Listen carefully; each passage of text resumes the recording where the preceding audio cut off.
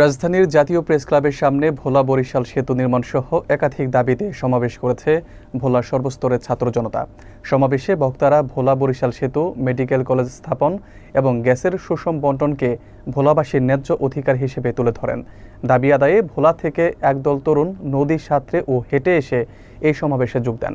বক্তারা জানান, ভোলার মানুষের চিকিৎসা সংকট সহ নানাবিধ দুর্ভোগের একমাত্র সমাধান সেতু নির্মাণ। বিস্তারিত থাকছে মোহাম্মদ রাশেদ খানের প্রতিবেদনে। রাজধানীর জাতীয় প্রেস ক্লাবের সামনে ভোলার সর্বস্তরের ছাত্র জনতা ভোলা বরিশাল সেতু নির্মাণের দাবিতে একটি সমাবেশ করেন। এতে বক্তারা উল্লেখ করেন, ভোলা একটি নদী বেষ্টিত দ্বীপ জেলা হওয়ায় চিকিৎসা, যোগাযোগ ও জরুরি সেবার ক্ষেত্রে সাধারণ মানুষের দীর্ঘদিনের ভোগান্তি অব্যাহত রয়েছে। বিশেষ করে নারী ও অসুস্থ ব্যক্তিদের ক্ষেত্রে বরিশাল বা ঢাকায় উন্নত চিকিৎসা নিতে না পারার কারণে বহু মানুষ মৃত্যুমুখে পতিত হন বলে তারা অভিমত দেন। সমাবেশে অংশগ্রহণকারী একদল তরুণ তেতুলিয়া, কালাবদর ও পদ্মা নদীর সাঁতরে এবং পায়ে হেঁটে রাজধানীতে পৌঁছান, যা দাবি আদায়ের প্রতি তাদের অঙ্গীকারকেই প্রতিফলন করে। বক্তারা বলেন, ভোলা বরিশাল সেতু কোনো অনুকম্পা নয়, বরং 20 লাখ মানুষের অধিকার।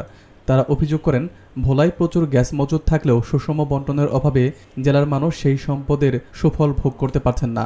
ঢাকাস্থ ভোলা সাংবাদিক ফোরামের সভাপতি আহসান কামরুল জানান, দুর্যোগকালীন পরিস্থিতিতে উপদেষ্টা পর্যায়ের ব্যক্তিরাও ভোলায় যেতে সংকোচ বোধ করেন, অথচ সাধারণ মানুষ প্রতিনিয়ত এই ঝুঁকি মোকাবেলা করেন। বক্তারা আরও বলেন, ভোলাবাসীর যৌক্তিক দাবিগুলো উপেক্ষা করা হলে বৃহত্তর আন্দোলন গড়ে তোলা হবে। সমাবেশ শেষে তারা প্রধান উপদেষ্টার কার্যালয়ের সামনে বিক্ষোভ প্রদর্শন করেন। আমি বলতে চাই, আমাদের প্রিয় ছোট ভাইয়েরা যারা তাদের জীবন ঝুঁকি নিয়ে এই ঢাকায় চলে এসেছে, তাদেরকে আমি ধন্যবাদ দিয়ে বা কৃতজ্ঞতা প্রকাশ করে তাদেরকে ছোট করব না। প্রিয় সম্মানিত উপদেষ্টা মহোদয়, প্রিয় সম্মানিত সরকার, একটা ইনফরমেশন আপনাদেরকে দেই। একটা মানুষ যখন লটারিতে অথবা কালো টাকার বলে হঠাৎ করে বড়লোক হয়ে যায়, তখন টাকার প্রতি কোনো শ্রদ্ধাবোধ থাকে না। আপনারা লটারিতে মন্ত্রিত্ব পেয়েছেন, এই মন্ত্রিত্ব বলে আপনারা এটাকে অবহেলা করছেন। আপনাদের মন্ত্রী হওয়ার যোগ্যতা থাকলেও অধিকার নেই এই মন্ত্রিত্ব লালন করার। আপনারা কিসের উপদেষ্টা? আপনাদের কোন যোগ্যতা আছে এই বাচ্চা ছেলেদের কাছে নেই। এই বাচ্চা ছেলেদের মস্তিষ্কে যতটুকু ঢিল দিয়েছে, আপনারা তাদের হাঁটুর নিচের ঢিল কেমন করে বহন করেন? সম্মানিত উপদেষ্টাগণ, এটা হতে পারে না। আমি বলতে চাই, ভোট এবং সেতু একই সূত্রে বাঁধা। আপনাদের পক্ষে সম্ভব হবে না, এটা আপনাদের অ্যাক্টিভিটিতে আপনারা বুঝিয়ে দিচ্ছেন। গত 17 বছরে কেন সম্ভব হয় জানেন আপনারা? এই কারণে সম্ভব হয়নি, নগরায়ন হয়েছে। এইখানে শেখ ফ্যামিলির কন্ট্রাক্টরই ছিল, কমিশন ছিল, শুধুমাত্র সেই সব জায়গায় নগরায়ন হয়েছে, উন্নতি হয়েছে। ভোলাতে তো শেখ ফ্যামিলির কন্ট্রাক্টরই নাই, আমরাও সেতু পাই নাই। এবং আপনারাও কেন চাচ্ছেন না? আমাদের বোঝা হয়ে গেছে।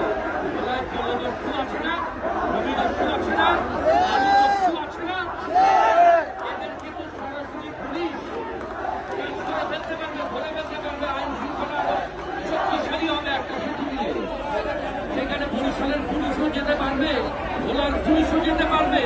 আমরাও গিয়ে সেই দস্যুদেরকে আক্রমণ করতে পারবো। এই কারণে দস্যুদের সাথে আপনাদের জড়িত আছে। আপনারা তাই চাচ্ছেন না এই সেতু বাস্তবায়িত হোক। এটা খুব সহজেই বোঝা যায়। আপনারা গণমুখী মানুষ নয়।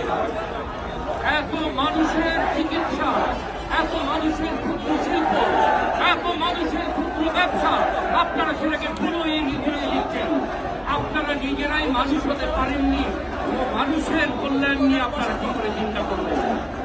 আমি আমার প্রিয় দেশনায়ক তারেক রহমানকে বলতে চাই, আপনারা যদি সরকার গঠন করেন, এই সেতু আপনারাই বাস্তবায়ন করবেন।